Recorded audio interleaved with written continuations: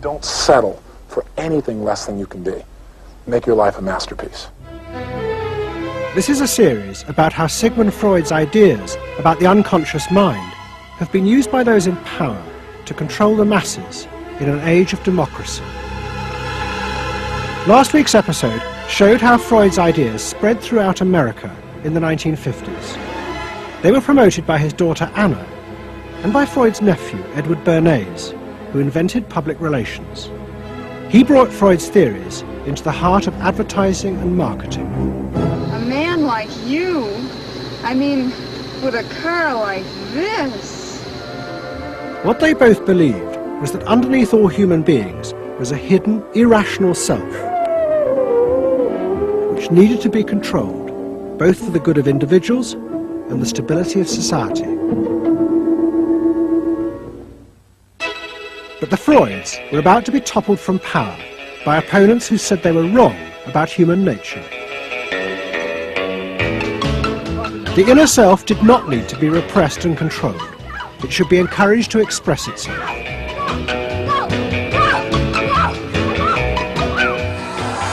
Out of this would come a new type of strong human being and a better society.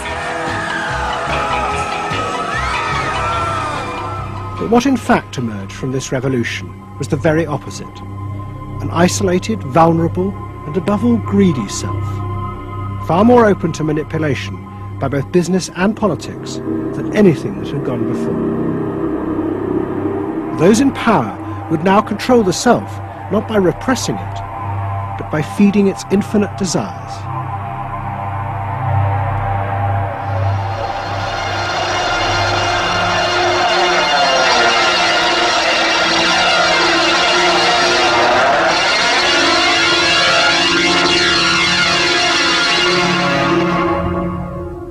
What goes on here is the liberation of feeling.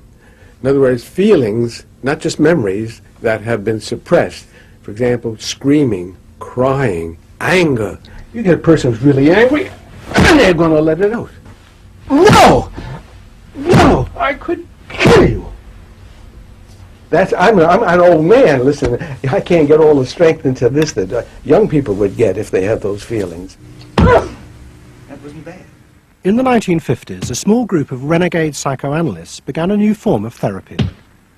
They worked in small rooms in New York City and encouraged their patients to express their feelings openly. I want help. I do. I want help. It was a direct attack on the ideas of the Freudian psychoanalysts, who had become rich and powerful, teaching Americans how to control their feelings. In Freud's work, you see, they were afraid of the feelings. They believed that what they wanted was contained people, very proper, doing the right thing and living a proper life. That's what they wanted. But not an intense emotional life. Freud wasn't emotional himself. He's an intellect, Freud. I was an intellect too, I know, but I'm also more than that now.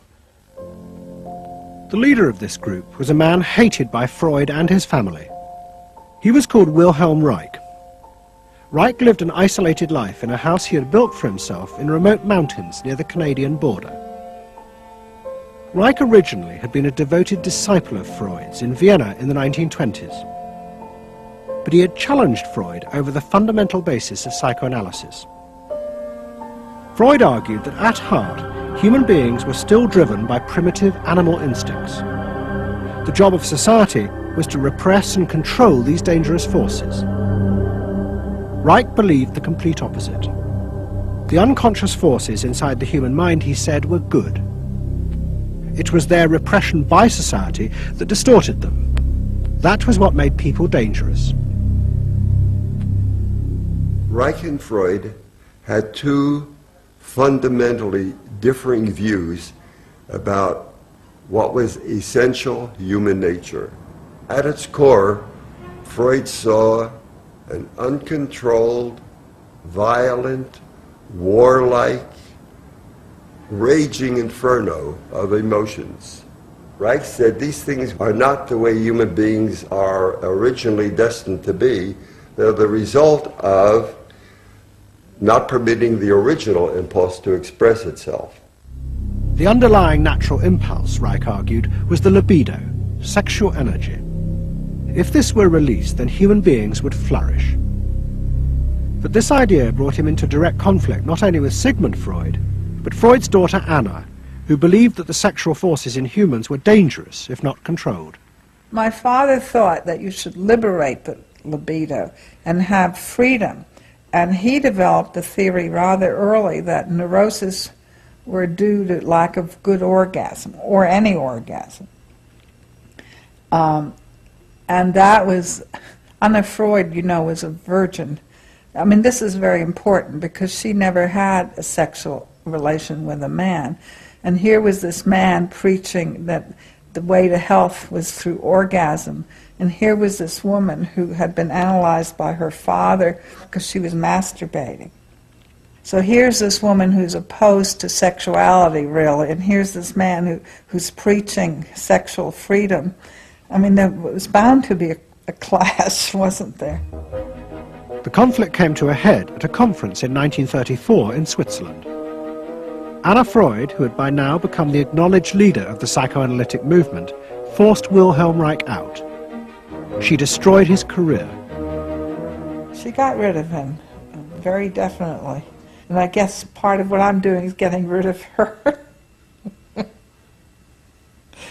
Explain. Well, I think that Anna Freud shouldn't get away with what she did, that it should be known. Maneuvering to get him kicked out of the International Psychoanalytic Association. So you're taking revenge? You might say so. Right? Or wronging a right. No. Righting a wrong. You better cut that one out. Isn't that called a Freudian slip? Yes, it is. Reich fled to the United States and built his home and a laboratory. His ideas became grandiose to the point of madness. He was convinced that he had discovered the source of libidinal energy.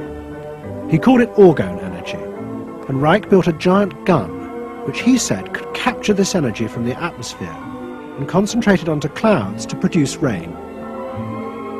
He also said that the gun could be used to destroy UFOs, which threatened the future of the world.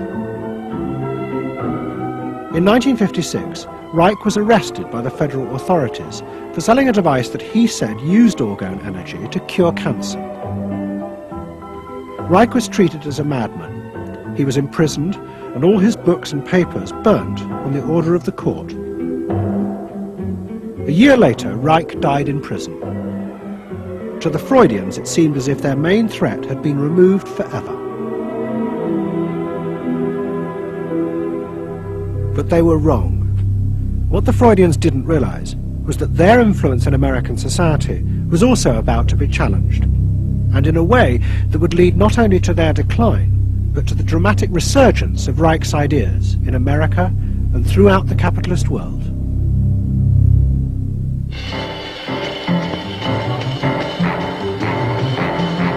The consumer is king.